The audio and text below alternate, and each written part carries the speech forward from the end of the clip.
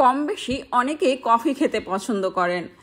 ব্যস্ততার মাঝে নিজেকে সারাদিন চাঙ্গা রাখতে অনেকেই কফির কাপে চুমুক দিতে ভালোবাসেন। আজকে রেস্টুরেন্টের মতো করেই কফি তৈরি করব। আর এভাবে কফি তৈরি করলে আপনাকে আর রেস্টুরেন্টে গিয়ে কফি খেতে হবে না, বাসায় বসেই রেস্টুরেন্টের মতো করে কফি খেতে পারবেন। কফি তৈরি করার জন্য আমি এখানে 1/2 লিটার দুধ জাল করে নিব। আর দুধ একটু ঘন করে কফি তৈরি করলে কফি খেতে দারুণ মজার হয়।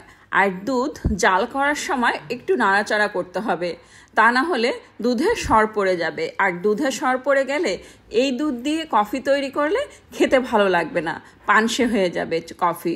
তো কফি তৈরি করার জন্য আমি এখানে নিয়েছি নেসলে কফি। এখন একটা কাপের মধ্যে দিয়ে দিব কফি। আমি এখানে 1 কাপ কফির জন্য 2 চামচ কফি পাউডার নিয়েছি। এখন এখানে দিয়ে দিব 2 চামচ চিনি। চিনির পরিমাণটা কম বেশি করে নিতে পারেন। আপনি যদি চিনি কম খান তাহলে কম দিবেন, আর বেশি খেলে বেশি দিবেন। এখন এখানে দিব 2 চামচ গরম দুধ। গরম দুধ দিয়ে আমি কফিটাকে বিট করে নিব। খুব ভালোভাবে বিট করে নিতে হবে যাতে করে চিনিটা গলে যায়। একটু সময় নিয়ে কফিটা বিট করে নিতে হবে।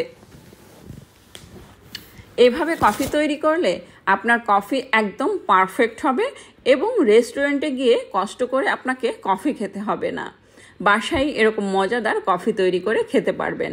তো দুধ হয়ে যাওয়ার পরে এখন গরম দুধ আমি এই কফির কাপেই ঢেলে দিচ্ছি। খুব আস্তে আস্তে করে ঢেলে দিব।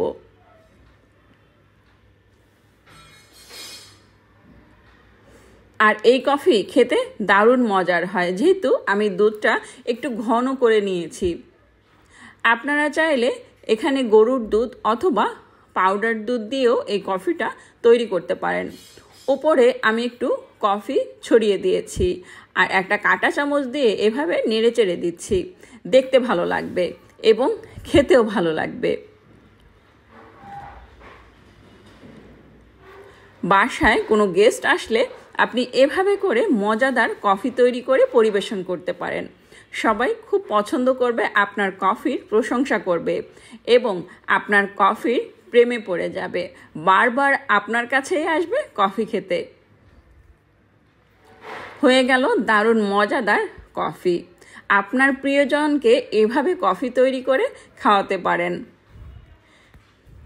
রেসিপিটি ভালো লাগলে একটা লাইক দিবেন, কমেন্ট করবেন এবং যারা এখন আমার পেজটি ফলো করেননি প্লিজ ফলো করবেন। সবাই ভালো থাকবেন। আল্লাহ হাফেজ। আসসালামু আলাইকুম।